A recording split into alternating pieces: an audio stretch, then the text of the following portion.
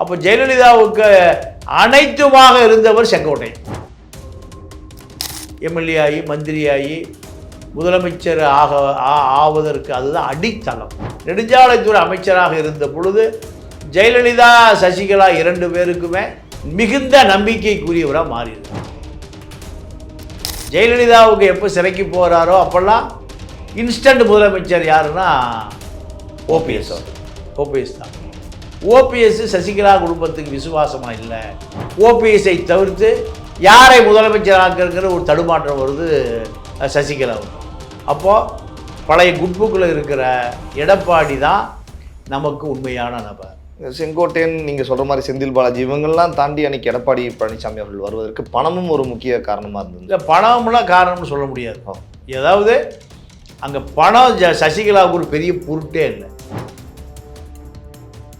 நிறைய முட்டாள்கள் சொல்லுவான் முதல் வாய்ப்பு செங்கோட்டையன் தான் வந்தது. இல்லை, செங்கோட்டையன் பல முறை மந்திரி பதவி இழந்ததை யாரால? சசிகலாவால. இவரும் பொம்மை முதலமைச்சராக இருப்பார் என்று எதிர்பார்த்தார்கள். அதனால் அவருக்கு முடிசூட்டினார்கள்.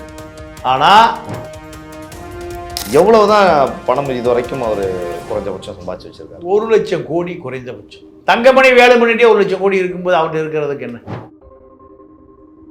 செந்தில் பாலாஜி ஆட்சி அதிகாரம் வருவதற்கு முன்பே எனக்கு ஈபியும் டாஸ்மார்க்கும் வேணும்னு வராது. இந்த கேவலம் தமிழ்நாட்டில் தான்.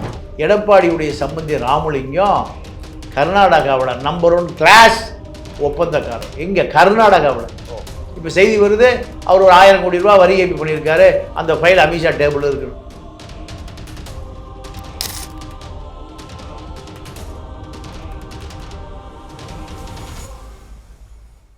ஜாம்பவான் நேயர்களுக்கு பிரபாகரனின் அன்பு வணக்கம். இன்றைய அரசியல் அரங்கம் நிகழ்ச்சியில் நம்மோடு இணைந்திருக்கக்கூடிய சிறப்பு விருந்தினர் திரு பாண்டியன் சார் அவர்கள். வணக்கம் சார். வணக்கம். எடப்பாடி பழனிசாமி அவர்கள் அமித்ஷா அவர்களுடைய சந்திப்பு குறித்து தான் நேற்றும் இன்றும் பெரிய பேசுபொருளாக இருந்தது. ஒரு பக்கம் அவர் ஒரு 600 கோடி ரூபாய்க்கான ஒரு நிதி விஷயங்கள் இருக்கிறது, அதை வச்சு தான் கூட்டணியில் இணைகிறாங்க அப்படிலாம் பேசினாங்க சார்.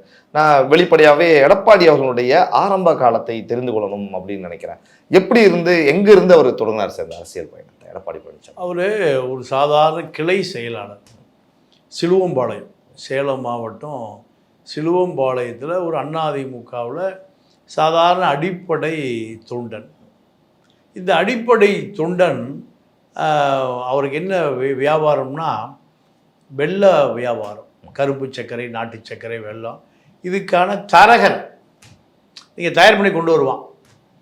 தயார் பண்ணி கொண்டு வருபவர்களே நீங்கள் சந்தையில் இவர் 5 மூட்டை, 2 மூட்டை, 4 மூட்டை, ஏன்னா விவசாயியை கொண்டு சர்க்கரை போடுவான். ஒரு இடைத்தரகர் மாதிரி. ஆமாம், இதுதான் இவருடைய தொழில். எங்கள் சேலம் மார்க்கெட்டில் இப்படி இருந்தவர் ஒரு காலகட்டத்தில் ஒரு சொத்து தகராறு, நிலம் சம்பந்தமாக அவருடைய உறவினருக்குள்ள ஒரு சண்டை. இந்த சண்டையில் இவர் ஒரு கொலை செய்து விடுகிறார். இந்த கொலை வழக்கில் இவர் தலைமறைவாக இருக்க. அப்போ இந்த வழக்கு இன்றைக்கி எல்லா வகையான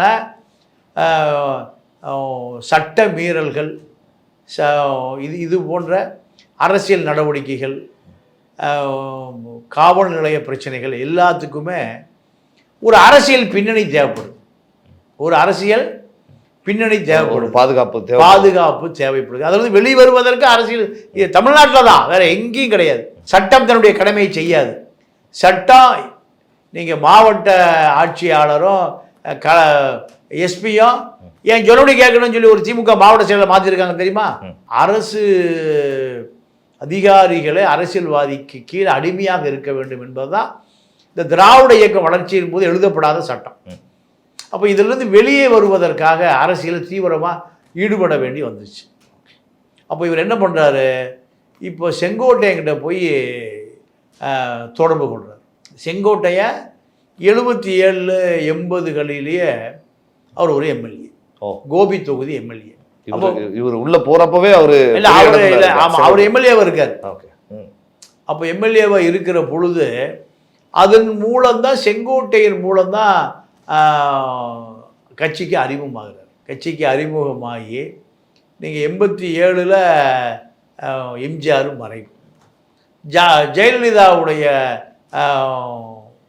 அரசியல் ஜானகி அரசியலாக மாறுது. அப்படி மாறுகிற பொழுது இவர் ஜெயலலிதா அணியில் எம்எல்ஏ 89 இவர் எம்எல்ஏ ஆகிறார். ஓகே. அப்போ ஜெயலலிதாவுக்கு அனைத்துமாக இருந்தவர் செங்கோட்டையன் மூலம்தான் இவர் அதிமுகவில் அடுத்த கட்டத்துக்கு நகர்றார். கொண்டு வந்ததும் அவரு தான், அடுத்த கட்டத்துக்கு நகர்த்துறதும் செங்கோட்டையன். ஆமாம் ஆமாம். அப்போ 91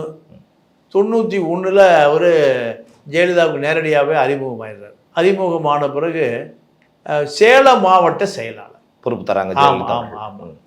இந்த பொறுப்பு தருவதற்கு, அதாவது நீங்கள் எம்எல்ஏ சீட்டு கேட்கும் போதே நீங்கள் அங்கே ஒரு ஒன்றிய செயலாளர் அவர் எனக்கு வேண்டாங்க, அவருக்கு அந்த பழனிசாமிக்கு எம்எல்ஏ சீட்டு கொடுங்கன்னு அவர் ஒதுங்கிக்கிறார். ஓகே. அந்த நன்றி விசுவாசம் இன்றைக்கி அவருக்கு அப்படி தனக்காக வழிவிட்டு எம்எல்ஏ ஆகி மந்திரியாகி முதலமைச்சர் ஆவதற்கு அதுதான் அடித்தளம். ஓகே.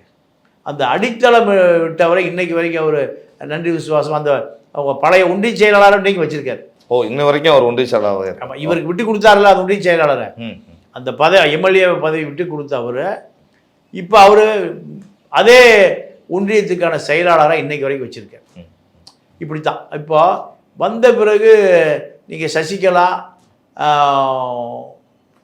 திவாகரன், ராவணன், அவர் கோயம்புத்தூர் இருந்தார், இறந்துட்டார். இவர்கள் வட்டத்துக்குள்ளே வந்தால்தான் யாருமே அமைச்சராக முடியும், கட்சியில் நீடிக்க முடியும், மாவட்ட செயலர் இருக்க முடியும்.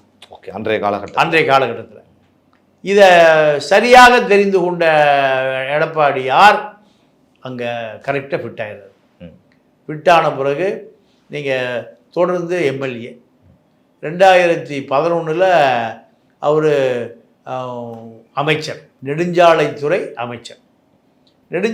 அமைச்சராக இருந்த பொழுது ஜெயலலிதா சசிகலா 2 பேருக்குமே மிகுந்த நம்பிக்கைக்குரியவராக மாறிடுறார். எப்படி நம்பிக்கைக்குரியவராக மாறிடுறாருன்னா, பார்ட்டி ஃபண்டு, கட்சி நிதி வசூல் பண்ணக்கூடிய வேலை ஜெயலலிதா சசிகலா 2 பேருக்கும் நம்பிக்கையான நபர்கள் மட்டும்தான் ஒப்படைக்கப்படும். யார் நம்பிக்கையான ஆட்கள்னால், அப்போ அந்த காலத்தில் 5 பேர்: ஓபிஎஸ்,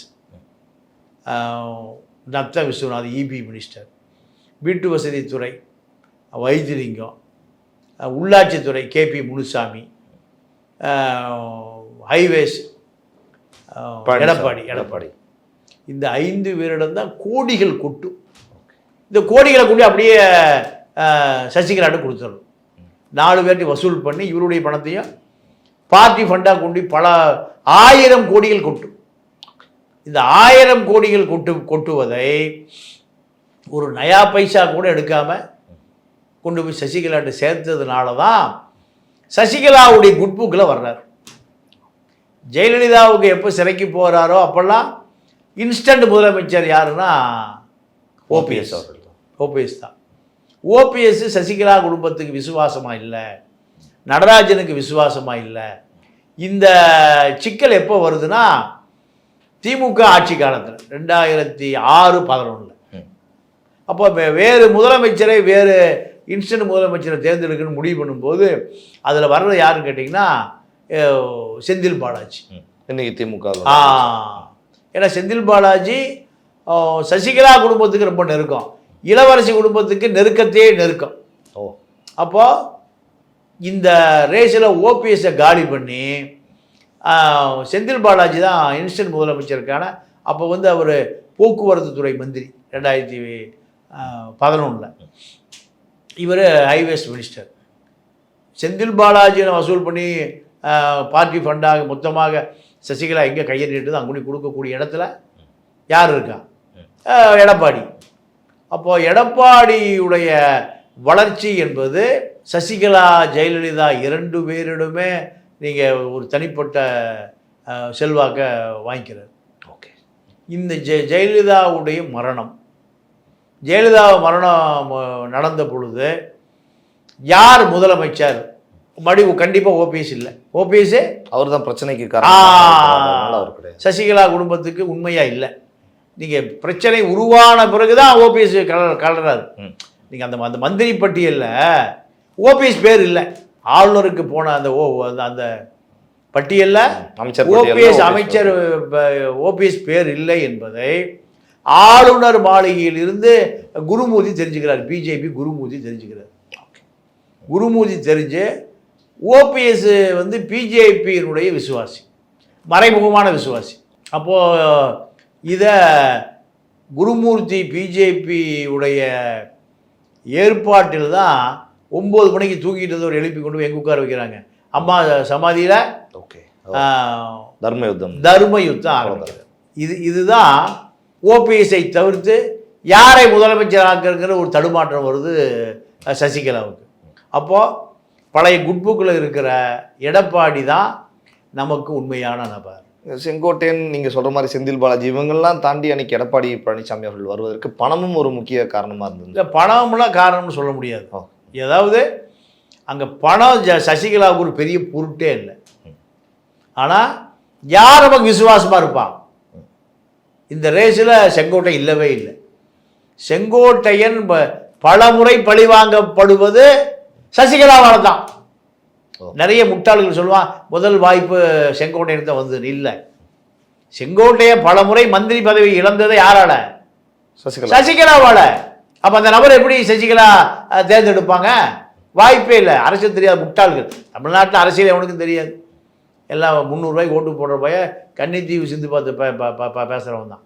ஆழமான அரசியல் தமிழ்நாட்டில் ட்ரையாக இருக்குது. சட்டமன்ற உறுப்பினர்களோட ஆதரவு தெரிவித்து கையெழுத்து வாங்கும்போது யார் முதலமைச்சர் வேட்பாளர்னு சொன்னால் கையில் போட மாட்டான் பாதி பேர். சசிகலாவா, தினகரனா, இல்லை எடப்பாடியா? அதே சீக்கிரம் நீ போடியா, நான் முடிவு பண்ணுறேன். அத்தனை எம்எல்ஏ பயந்து போட்டான். போடலைன்னா அந்த முதலமைச்சர்னா நம்ம கதை காலி ஆயிடும். யார் மறுக்கிறார்களோ அவருடைய அரசியல் அஸ்தமனம் ஆகிப்போ முடிஞ்சு போயிடும். அந்த பயத்தில் தான் எல்லாரும் கையில் போட்டாங்க. அப்போ அந்த அம்மா யாரை குட்புக்கில் வச்சுருந்தது? எடப்பாடி தான் குட்புக்கில் வச்சிருந்தது. எடப்பாடியை தான் குட்புக்கில் வைத்து எடப்பாடியை முதலமைச்சராக அமர வைத்து 3 மாதமோ 6 மாதமோ கழித்து தன்னுடைய குடும்பத்திடம் மீண்டும் ஒப்படைப்பார். இந்த நம்பிக்கை வரக்கூடிய ஒரே நபர் எடப்பாடி தான். அத்தனை பேர்ல இவர் நம்ம விசுவாசமா இருக்காரு. வர்ற காசை ஒரு பைசா கூட எடுக்காம நம்மளுக்கு வந்து ஒப்படைச்சிட்டு போறாரு. கணக்கு வழக்கு கிளியராக இருக்கு, எல்லாம் சரியா இருக்கு. அப்போ ஓபிஎஸ் அடிமையாக இருந்தார். அதற்கு பிறகு அவரை நம்ம எதிர்க்க ஆரம்பிச்சிட்டார். ஆனால் இந்த எடப்பாடி எதிர்க்கவே மாட்டார். உண்மையே அதுதான். அப்போ எடப்பாடியை முதலமைச்சராக தேர்ந்தெடுக்கப்பட்டு விட்டார். தேர்ந்தெடுக்கப்பட்டு விட்டு அதை கண்காணிப்பாளர் யாரு? டிடிவி தினகர். சசிகலாவினுடைய உறவினர், ரத்த உறவினர், அக்கா மக. இந்த ஆட்சி எப்படி எடப்பாடி பழனிசாமி கையாளுறார் அப்படிங்கிறத கண்காணிக்கிறதுக்கு ஆட்சியும் கட்சியும் டிடி தினகர் நியமிக்கிறாங்க. பணம் வாங்குறது, வசூல் பண்றது, மந்திரி கிட்ட கப்பம் வாங்குவது எல்லாமே தினகரன். இவரும் பொம்மை முதலமைச்சராக இருப்பார் என்று எதிர்பார்த்தார்கள். அதனால் அவருக்கு முடிசூட்டினார்கள். ஆனால் ஒரு மாதம் 2 மாதம் போன பிறகு நீங்கள் தினகரனுடைய ஆளுமை அதிகமாக இருக்கு. தினகரனுடைய ஆளுமை அதிகமாக இருந்த உடனேயும் இது வந்து சசிகலா குடும்பத்தால் பல முறை பதவி பறிக்கப்பட்டவர் செங்கோட்டையனை போல வேலுமணி ஒருத்தர். வேலுமணியும் ஒருத்தர். நீங்கள் பிஆர்பி கிரானைட்ஸ் அவர் வந்து நடராஜனை முதலமைச்சர் ஆக்குவதற்காக பல 1000 கோடி ஒதுக்கி வச்சிருந்தார். பல 1000 கோடிகளை ஒதுக்கி வச்சிருந்தார். அந்த நபர் ஜெயலலிதாவுக்கு பிடிக்காத நபர். அந்த நபருக்கு சில சலுகைகள் கொடுத்ததற்காக காரணம் காட்டி ஜெயலலிதா அங்கே ரெய்டு பண்ண சொல்கிறாங்க எங்கள் பிஆர்பியில். அப்போ மைனிங் மினிஸ்டர் யாருன்னா வேலுமணி. சசிகலா ரகசியமாக சொல்கிறாங்க அங்கே போகாதேங்கிறாங்க. ஓகே, சசிகலா பேச்சை கேட்பதா ஜெயலலிதா பேச்சை கேட்பதானா? உண்மையாகவே சசிகலா பேச்சு தான் கேட்கணும். ஜெயலலிதா பேச்சை கேட்கக்கூடாது. சாமி முக்கியமா, பூசாரி முக்கியமா? யார் முக்கியம்? பூசாரி அனுமதித்தால்தான் கருவறைக்குள்ள யார் போக முடியும்? பக்தன் போக முடியும். பூசாரி அனுமதிக்கலைன்னா கோயிலுக்குள்ளேயே போக முடியாது. சாமியை பார்ப்பதற்கு திரை போடுறது யாரு? பூசாரி தான். அந்த இடத்துல சசிகலா இருக்காங்க. அப்போ நான் உங்களை மதுரைக்கு பிஆர்பி ரேடுக்கு போக வேண்டாம்னு சொல்கிறேன். நீங்கள் நேரடியாக போய் அது பெரிய செய்தியாக்கிட்டீங்க. உடம்பு சரியில்லை, காய்ச்சல், ஏதோ ஒன்று பண்ணி தவிர்த்துருக்க வேண்டியதானே. அம்மாவை நான் தானே அம்மா, அவங்க ஒரு டம்மி அம்மா தானே. இந்த முரண்பாட்டில் வேலுமணி அமைச்சர் பதவிகளும் தூக்கி எறியப்பட்டார். தூக்கி ஐயா ஜெயலலிதா உயிரோடு இருக்கும்போது தூக்கி எறியப்பட்டு மீண்டும் பரபரப்பான அரசியல் மூலம் தான் அரசியலுக்குள்ள வராது. அப்போ ஜெயலலிதா மரணம் அடைஞ்ச பிறகு அந்த பழிவாங்குதல் வேலுமணிக்கு இருந்துகிட்டே இருந்தது. எடப்பாடி முதலமைச்சரான பிறகு ஆர்கே நகரில் தினகரனை நிறுத்தி சட்டமன்றத்துக்குள் கொண்டு வந்து முதலமைச்சர் நாற்காலிக்கு கொண்டு போவதற்கான சதி வேலையை ஆரம்பித்து விட்டார். சிறைக்குள்ளிருந்து ஜெயலலிதா சசிகலா டிடிவி அதை நடைமுறைப்படுத்துவதற்கு தயாராகிட்டார். இந்த நேரத்தில் எடப்பாடி என்ன செய்வது என்று தெரியல. இந்த நேரத்தில் தான் வேலுமணி கை கொடுக்குறார். என்னாலும் சரி எதிர்ப்போம், நம்ம நிற்போம், பழைய பகை. ஆமாம். அப்போது உளவுத்துறை ஐஜியா சத்தியமூர்த்தின்னு ஒருத்தர் இருக்கார். இந்த உளவுத்துறையில் அப்போ இருந்தவர் ஈஸ்வரமூர்த்தி இந்த அரசியல் சடுகுடு விளையாட்டுக்கு சூது வாது விளையாட்டு நான் வரமாட்டேன், நேர்மையான மனிதர் அவர் ஈஸ்வரமூர்த்தி. நீங்களே பாருங்கள் என்ன ஆளை கொடுங்கன்னு அவர் தான் சத்தியமூர்த்தியை ரெக்கமெண்டேஷன் பண்ணிட்டு ஒதுக்கிறார். சத்தியமூர்த்தி அவர் ஒரு கொங்கு, வேலுமணி கொங்கு, எடப்பாடி கொங்கு, இந்த 3 கொங்கும் சேர்ந்து தினகரன் உள்ள அனுமதிக்காமல் இவர்களை முதலமைச்சர் நாற்காலியை கைப்பற்றி கொள்ளுகிறார்கள். சசிகலாவை எதிர்பார்க்கல, டிடிவி எதிர்பார்க்கல, மன்னார்குடியில் இருக்கிற சசிகலாவுடைய மூளை திவாகரன் எதிர்பார்க்கல, ராவணன் எதிர்பார்க்கல, வேலுமணியும் எடப்பாடியும் செய்த அந்த கூட்டு முயற்சியில் தங்கமணியும் சேர்ந்து அவர் ஒரு கொங்கு சேர்ந்துக்கிறார். இப்படி அப்போ இந்த சட்டமன்ற உறுப்பினர்கள் அத்தனை பேரையும் கட்டுக்குள் கொண்டு வரணும். கட்டுக்குள் கொண்டு வரணும்னா இவர்களுக்கு குறைந்தபட்சம் 3 கோடி ரூபா கொடுக்கணும். ஒரு சட்டமன்ற உறுப்பினர்களுக்கு 3 பேருக்கும் ஏறக்குறைய 450-500 கோடி ரூபாய் வேணும். இதற்காக கை கொடுத்தவர் தான் திருவேணி எர்த் மூவர்ஸ்னு மோடி வெற்றி பெறுவதற்காக நாமக்கல்லை சேர்ந்த ஒரு கொங்கு வேளாளர், அவருக்கு 2000 ரிக் மிஷின்கள் இருக்கு இந்தியா பூரா. மோடிக்கே போய் நீங்க 10,000 போர் குழாய்களை போட்டு கொடுத்தவர் அந்த திருவேணி எர்த் மூவர்ஸ். அவங்க இவருக்கு கை கொடுக்குறாங்க. கை கொடுத்து நீங்கள் முதல்ல ஆளுக்கு 1 கோடி ரூபா 150 கோடி ரூபா கொடுத்தாச்சு. அடுத்து கீர்த்திலால் காளிதாஸ் அவர் அங்கே 500 கிலோ தங்கம் வாங்கப்படுது. எவ்வளவு? 500 கிலோ. ஒரு ஆளுக்கு 3 கிலோ. அன்னைக்கு 35 ரூபா 1 கிலோ சட்டமன்ற உறுப்பினர். 3 கிலோ ஒரு ஆளுக்கு. அப்போ 500 கிலோனா ஆளுக்கு 3 கிலோ. யாரு? கருணாசு உட்பட கூட்டணி கட்சி ஆட்களுக்கு கொடுக்கப்படுகிறது.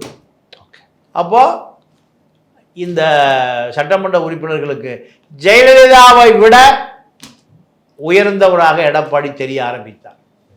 முதல் 1 கோடி, 2வது 3 கிலோ தங்கம் 1 கோடி, ஆட்சி அதிகாரத்தில் அமர்ந்த பிறகு மறுபடியும் 1 கோடி, 3 கோடி ரூபாய் கொடுத்த பிறகு சட்டமன்ற உறுப்பினர்கள் கூட சொல்லிட்டார், பார்ட்டி ஃபண்டு இனிமேல் நான் நீங்கள் கொடுக்கவே வேண்டியதில்லை. அங்கே இருக்கக்கூடிய பிடபிள்யூ, ஹைவேஸு, இபி, டிபி எல்லாம் உங்களுக்கு 10% கமிஷன் கொடுத்துருவோம்.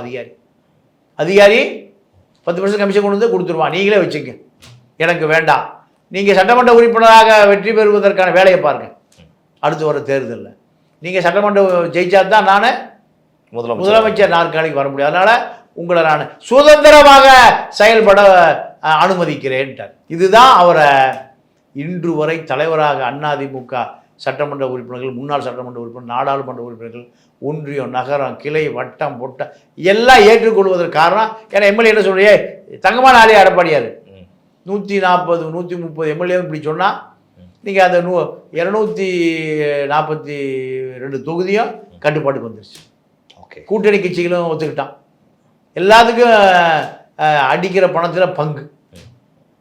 இதுதான் 2021 சட்டமன்ற தேர்தல் நடக்கிற பொழுது என்ன நடக்குதுன்னா, இவர் தன்னை காப்பாற்றிக் கொள்வதற்கு பிஜேபியிடம் சரண்டர் ஆவதை தவிர வேறு வழி இல்லை. ஏன்னா பிஜேபி இவர் முதலமைச்சர் ஆவதை விரும்பலை. இவர் சசிகலா ஆளு, ஓபிஎஸை கொண்டு வரணும், சசிகலாவுக்கு எதிரான ஆளை கொண்டு வந்தால் நம்ம கட்டுப்பாட்டில் வச்சுக்கலாம். பிஜேபியுடைய கணக்கு அந்த கணக்கு. அப்போது நீங்கள் சதாசிவம் மூலம் உச்சநீதிமன்ற தலைமை நீதிபதி ஓய்வு பெற்ற அப்போ கேரளா கவர்னர் அவர் மூலம் போய் அமித்ஷாட்ட தூது விடுறார். நீங்கள் என்னை கவுத்துட்டு ஓபிஎஸ் முதலமைச்சர் ஆகியோ நீங்கள் அவர் கட்டுக்குள்ள வச்சுக்கணும்னு நினைக்கிறீங்க, நானே உங்கள் கட்டுக்குள்ள இருக்கேன். எடப்பாடி பழனிசாமி நேரடியாக போய் நெடுஞ்சாலையாக காலில் விழுந்தார். நானே உங்களுக்கு நீங்கள் சொல்லுவதை கேட்குறேன், அப்புறம் ஏன் நீங்கள் இன்னொரு எடப்பாடி தயார் பண்ணுறீங்க? இந்த எடப்பாடியே உங்களுக்கான அடிமை எடப்பாடி, என்னையே நீங்கள் எதை சொல்லுங்க நான் கேட்குறேன். இப்படி சொன்ன பிறகு அவங்க பார்த்தாங்க, சரி நமக்கு நம்முடைய அதிகார மட்டத்திற்கு சரண்டர் ஆகிற நபராகவே இருந்துட்டு போட்டுருந்தா இவர்கிட்ட இரட்டை இலை, கட்சி அலுவலகம், அத்தனை அதிகாரங்களும் நிலை பெறுவதற்கு உதவி செய்தவர்கள் பிஜேபி தான். எடப்பாடியினுடைய 4.5 ஆண்டு முதலமைச்சர் கனவு நிறைவேறுவதற்கு ஒத்துழைப்பு கொடுத்தவர்கள் பிஜேபி தான். இப்போ ஒத்துழைப்பு கொடுத்து 4.5 வருஷம் முடிஞ்சுது. மீண்டும் 21 இது ஜெயலலிதா இறந்த பிறகு ஆட்சிக்கு 6 மாதம் அந்த மாதிரி இறந்துடுறாங்க. 4.5 ஆண்டு காலம் பிஜேபி தயவில் தான் ஆட்சி அதிகாரத்தை, இரட்டை இலை எல்லாத்தையும் காப்பாற்ற முடிஞ்சது. திமுக வரைக்கும் இவருடைய லஞ்ச பணம் பாய்ந்தது. ஆமா, நீங்க அந்தந்த தொகுதி சட்டமன்ற உறுப்பினர்கள் அமைச்சர் கொடுத்து திமுக சட்டமன்ற உறுப்பினர்களுக்கு அந்த கான்ட்ராக்ட் கொடுத்துரு. 50 கோடி ரூபாய்க்கு வேலை நடக்குதுன்னா 5 கோடி ரூபாய் கொடுத்துட்டு போயிடுவான். இப்படித்தான் திமுக சட்டமன்ற உறுப்பினர்கள் கூட எடப்பாடி கட்டுப்பாடு கொண்டுட்டாங்க. ஆட்சி கவிழுது, ஆட்சி பிரச்சனைனா எடப்பாடி இருக்கணும்னு விரும்புகிறாங்க. யாரு? திமுக சட்டமன்ற உறுப்பினர்களே. இதுதான் அவ்வளவு தொகை செலவு பண்ணி. ஆமா ஆமா ஆமா, மாற்று கட்சி. ஆமா ஆமா, நீங்க சொல்றப்ப சொன்னீங்க சார், ஆரம்பத்துல ஒரு இடைத்தரகராக தான் தொடங்கினாரு வெள்ளம் விற்பனை, வெள்ளமண்டி. இடைத்தரகர் டு இப்போ கோடீஸ்வரர்னு சொல்றாங்க. எவ்வளவுதான் பணம் இது வரைக்கும் அவரு குறைஞ்சபட்சம் சம்பாதிச்சு வச்சிருக்காரு? 1 லட்சம் கோடி குறைந்தபட்சம். 1 லட்சம் கோடி. 1 லட்சம் கோடி சாதாரணமா இருக்கும். ஏன்னா தங்கமணி வேலை பண்ணிட்டே 1 லட்சம் கோடி இருக்கும்போது அவர்கிட்ட இருக்கிறதுக்கு என்ன? நீங்க செந்தில் பாலாஜி வந்தோடனே சொன்னார் 2.5 லட்சம் டன் நிலக்கரியை காணனார். எதுக்கு? அனல் மின்சாரத்துக்கு இந்தோனேசியாவிலிருந்து வாங்கப்பட்ட எவ்வளோ காணோம்? 2.5 லட்சமா? 2.5 லட்சம் டன். இதுங்க ஒரு அனல் மின் நிலையத்துக்கு ஆனால் 50,000 டன், 1 லட்சம் டன்னு தான் கப்பலை கொடுத்து இறக்குவாங்க. இந்தோனேசியாவில் வாங்கப்படுகிற நிலக்கரி 2.5 லட்சம் டன்னையே காணோம்னா 2.5 லட்சம் டன் வாங்காமையே காசை இங்கே பர்ச்சேஸ் பண்ணதாக எடுத்துக்கிட்டார். யார்? தங்கமணி. இதை சொல்லி எங்கே காணான்னு கேட்குறாரு. ஸ்டாக் இருக்கணும்ல. யார்? நீங்கள் 300 கோடி ரூபாய் திமுகவுக்கு தேர்தல் நிதியாக கொடுத்து தான் செந்தில் பாலாஜி ஆட்சி அதிகாரம் வருவதற்கு முன்பே எனக்கு ஈபியும் டாஸ்மார்க்கும் வேணும்ட்டு வராது. இந்த கேவலம் தமிழ்நாட்டில் தான். ஆட்சின்னு ஜெயிக்கலை, அமைச்சராகலை, எம்எல்ஏ ஆகலை, தேர்தலே முடியல. தேர்தல் செலவுக்கு திமுக கொடுக்கும்போது என்ன கேட்குறாரு செந்தில் பாலாஜி? எனக்கு இபி வேணும், ஆயத்தேர்வை டாஸ்மார்க்கும் வேணும். இப்படித்தான் அந்த கூத்து பூராம. அப்போ வந்தவுடனே செந்தில் பாலாஜி ஃபைலை பார்க்குறேன். ஏன்னா அவருக்கு தெரியுது என்ன நடக்குதுன்னு. பல 1000 கோடி கொள்ளையடிக்கப்பட்டிருக்கு. அப்போது நீங்கள் வேலுமணிகிட்ட 1 லட்சம் கோடி இருக்குது. ஆஸ்திரேலியா தீவுகள் பூரா சொத்தாக இருக்குது. எனக்கு தெரிஞ்சு ஒரு குவாரி இருக்குது. அது மாதிரி 5 குவாரி இருக்குது அவருக்கு. காரணம் பார்த்தீங்கன்னா கோயம்புத்தூர் மலை அடிவாரத்தில் சீனா இறக்குமதி இயந்திரங்கள் தான் மலையை உடைத்து, கருங்கல் மலையை உடைத்து நீங்கள் காலிஞ்சி ஜல்லி, அது வீடு காங்கிரீட் போடுற காலிஞ்சி ஜல்லி, அரைஞ்சி ஜல்லி, முக்காலிஞ்சி ஜல்லி, உறிஞ்சி சிப்ஸ், எம்சாண்டு, யூசாண்டு, இப்படி ஒரு நாளைக்கு 10 கோடி ரூபாய்க்கு ஒரு நாளைக்கு கேஷாக, அதாவது எப்படி பணமாக. அங்கே ஜிஎஸ்டி கிடையாது, இன்கம் டேக்ஸ் கிடையாது, மோடி கிடையாது, அமித்ஷா கிடையாது. இதெல்லாம் பார்த்து ரசிச்சுட்டு இருக்கிறான் யாரு? இடி ஐடி அந்த பக்கம் போகிறதே இல்லை. கேஷ் தான். ஒரு லாரி 5 நிமிஷம் தான் உள்ளே போய் வெளியே வர. லாரி ரப்பி வந்து லாரி நிறைஞ்சு வந்துருங்க. அப்போது அங்கெல்லாம் இன்கம் டேக்ஸ் ஏன் போகிறதில்ல? ஏன் அமலாக்கத்துறை ஏன் போகிறதில்ல? கனிம வளத்துறை ஏன்? திமுக கனிம வளத்துறை அங்கே போகிறதில்ல. அது கொடுங்க. அப்போ இவ்வளவு சாதாரண நபர்கள்ட்ட இவ்வளவு கோடினா ஹெல்த் விஜயபாஸ்கர் 25,000 கோடி வச்சுருக்காரு. அப்போ எடப்பாடிக்கு எவ்வளோ இருக்கும்? எடப்பாடியுடைய சம்பந்தி ராமலிங்கம் கர்நாடகாவில் நம்பர் 1 கிளாஸ் ஒப்பந்தக்காரர். எங்கே? கர்நாடகாவில். இப்போ செய்தி வருது, அவர் ஒரு 1000 கோடி ரூபா வரி ஏற்பி பண்ணியிருக்காரு. அந்த ஃபைல் அமித்ஷா டேபிளில் இருக்கணும். அமித்ஷா டேபிளில் இருக்குன்னு. அப்போ இதுதான் எடப்பாடியினுடைய கடந்த கால வரலாறு. உங்களுக்கு ஜாம்பவான் நேயர்கள் சார்பாகவும் இந்த பிரபாகரன் சார்பாகவும் மனமார்ந்த நன்றி, வணக்கம்.